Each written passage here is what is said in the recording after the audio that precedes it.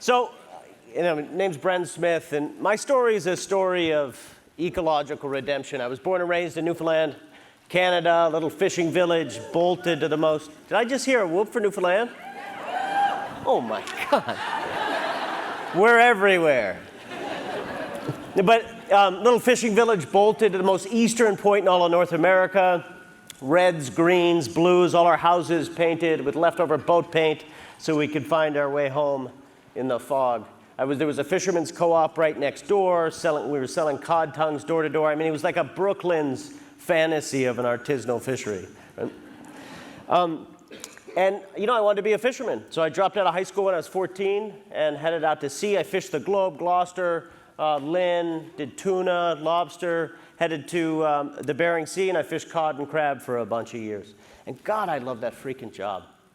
I had like the humility of being in 40-foot seas, the sense of solidarity with being in the belly of a boat with 13 other people for 3 months at a time, and that sense of meaning of helping feed my country. Like, I wanted one of those jobs that people write and sing songs about, and I had it. The trouble is, I was working at the height of an industrialized fishery, right? Tearing up entire ecosystems with our trawls, chasing fewer and fewer fish further and further out to sea. And most of the fish I was catching was going to McDonald's for their fish sandwich. So there I was, best job in the world, working in the most unsustainable form of food production on the planet, producing some of the unhealthiest food on the planet. And then the cod stocks crashed back in Newfoundland, back in my home. 30,000 people thrown out of work overnight. It is amazing to see an economy built up over 400 years decimated overnight by ecological collapse. Right? Boats beached, canneries emptied. And that's what I learned for the first time. Like, there aren't going to be any jobs on a dead ocean. There are going to be no jobs on a dead planet. This isn't about birds and bees and bears. Right? Climate change is an economic issue. It's a kitchen table issue, and it really matters to folks like me. So I went on this search for sustainability, and I ended up in Long Island Sound, suburbs of Connecticut, literally probably the worst place on earth. Sorry, I know. But for a Newfoundlander who loves the ocean, let's qualify that. And I remade myself as an oysterman. And that was tough, to shift my heart from the hunter-gatherer to this farmer, this sort of like quiet, meditative, tea-drinking life, right? I couldn't hang out the same bars I used to. But slowly, my first couple of years, I killed millions of oysters, right? I had no idea how to cultivate. I didn't have a blue thumb, but over the years, I got better. And it turned into a great life. I sold on the streets of New York City.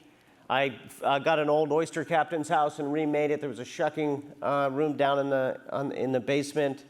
Married this amazing woman a foodie, which was a strange new animal I'd never met before, who my mom called dangerously, dangerously smart. But then the storms hit. Hurricane Irene, Hurricane Sandy came in 2 years in a row, destroyed my farm. 1 year, okay, you recover. 2 years in a row, 90% of my crop gone, 40% of my gear. Suddenly, I'm on the front lines of a climate crisis that's arrived 100 years earlier than anticipated. This was supposed to be a slow lobster boil, right? Instead, it's a here and now, and those of us on the ocean, we were the canaries in the coal mine of something that was just completely real. While the climate debates, we had Congress with their heads in their bunkers. And this was terrible, right? I'd remade myself into this sort of green, boutique-y oyster thing, and now it was all gone. And it was depressing. I felt helpless. I'm an epileptic, and I was having more seizures. I'd crawl in the bow of my boat and really just hide. But I refused to leave the water. The goal is to die on my boat one day, and I can do that sooner rather than, later if I needed to. And began to adapt. Lifted my farm off bottom, so I was using the entire water column. Started growing a whole mix of climate-resilient species, right? Really trying to collaborate with the sea as opposed to growing, let's say, salmon that we want to eat. Who cares what we want to eat? Let's ask the ocean what makes sense to grow. And then, so over about 8 to 10 years, I ended up with the first vertical restorative ocean farm in the country, growing a mix of seaweeds and shellfish to create jobs, mitigate climate change, and feed my local community. So that's sort of the journey. That's how I got here. But I want to just change gears and sort of show you the farm, because it's hard to know what this is, right? So this is a picture of the high school kid painted.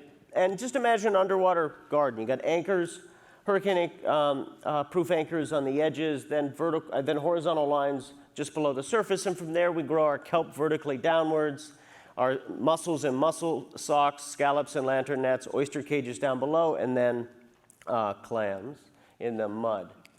Here's a picture of the kelp, one of the fastest growing plants on Earth, climate negative. I mean, I was not to grow vegetables when I started fishing. Like, it's embarrassing stuff. I actually lied when I was getting laughed off the docks when I started. I told everybody I was growing hemp underwater, and they're like, oh, that's not. But it's incredible to lift this wall of plants from the sea. There's the mussels, we got some scallops, some oysters, lean proteins, packed full of omega-3s. And here's the farm from the surface. Now I run these eco tours, and it's the biggest, people pay money, it's the biggest rip-off in the tourist industry. Because there's nothing to see, right? But that's a good thing. Our oceans are these beautiful, pristine places, and we should keep them that way, right? So our farms, they're below the surface, so they have a low aesthetic impact. We're growing vertically, so our footprints are small. We can grow incredible amounts of food. I used to have 100 acres of farmland, and now I have 20, and I grow more than I used to. And this is not a privatized space. Anybody can boat, swim, and fish, dive through our kelp forests, and the best commercial fishing in the entire area is actually on our farm. Our farms get surrounded by gill netters because there's all these places for the fish to come. So that's a farm. Let me give you a sense of why we think this is sort of important for this new climate era, and why we've increasingly been drawn into this climate solution space as we think of the ocean. We're so alienated from the ocean as a culture, and our food systems split between land-based stuff and then there's seafood. But those of us in the ocean are really beginning to turn around and ask, can it be a space where we all find sort of this incredible engine of opportunity and mitigation to fight the climate crisis? So one is our model is regenerative. Right? So millions of years ago, Mother Nature created these two technologies designed to mitigate our harm, shellfish and seaweeds.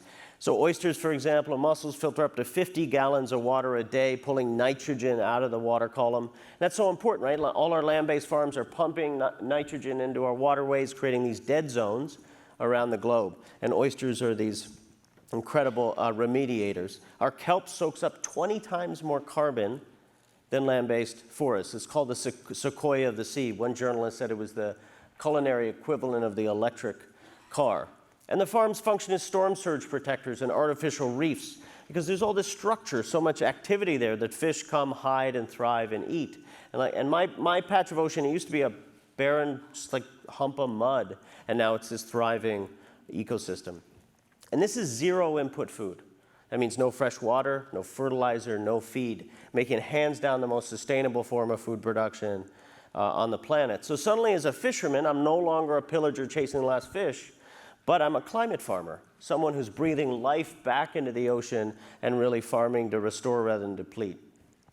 The second reason we think this is important for me, like I'm not an environmentalist, is that it's replicable.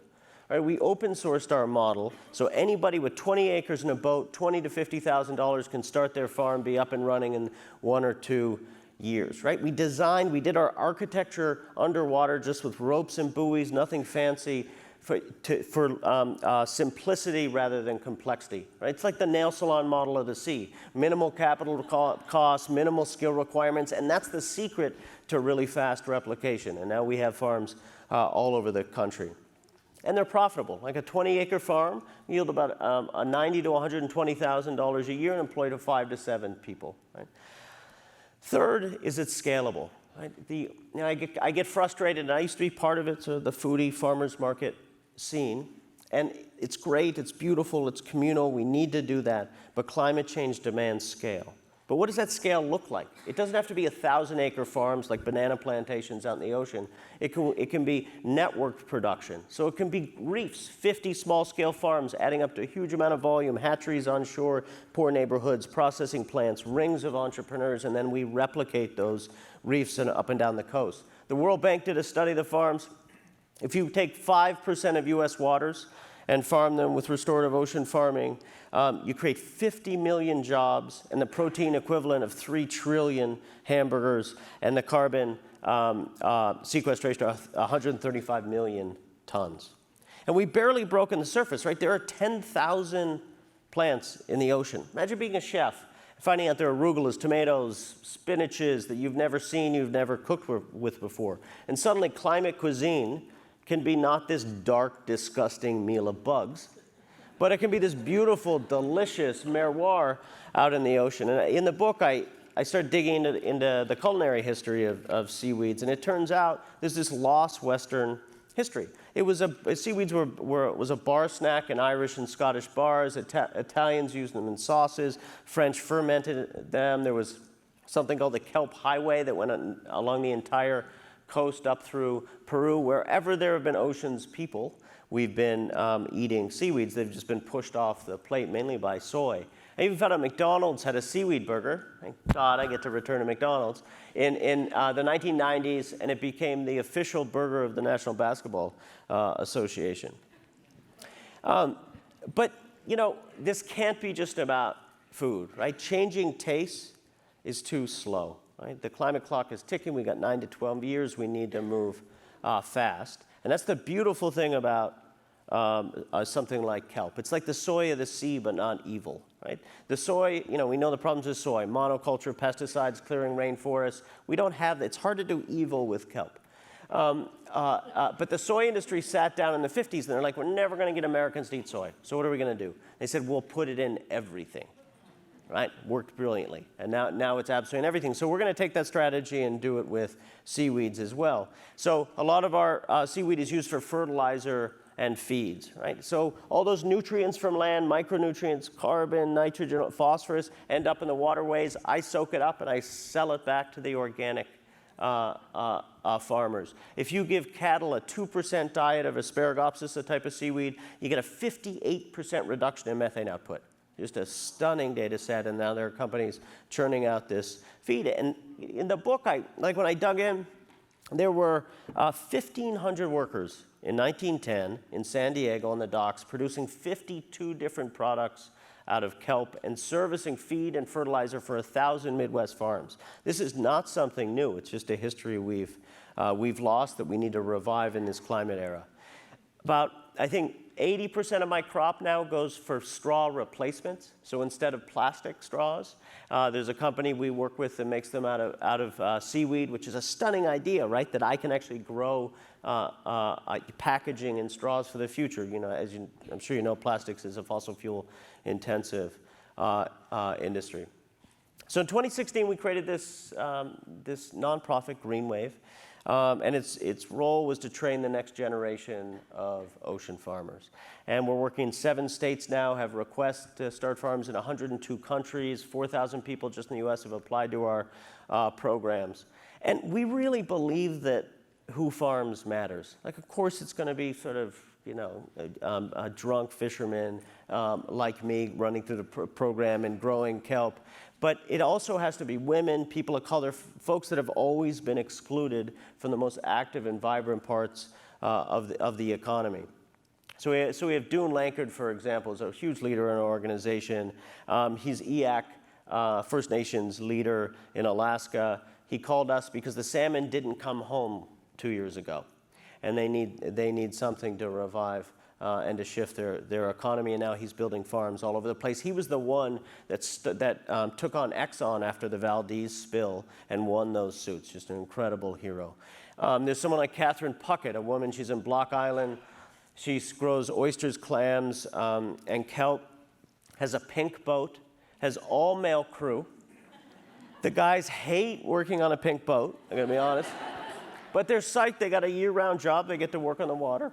And and maybe that's the future, right? Fleets of pink boats, women shaping and building this economy and being architects of something new and bringing new values. And I think that's what's exciting about the ocean space, right? Is that we can build something from the bottom up. We can build it the right way. We can learn the lessons from corporate monoculture, land-based ag, industrial aquaculture, and we can build something that's beautiful, delicious, and powerful at sea. We can make sure that economic and social justice is woven into the DNA of this new economy. Make sure we do polyculture, not monoculture, that we protect our seeds, that new farmers have access to land. Because if you step back, right, our land-based farming is in crisis. The yields are dropping because of freshwater depletion. We're running out of land and nutrients. Our food system is going to be and is being pushed out to sea. Already, more of the U.S. territory is underwater than above.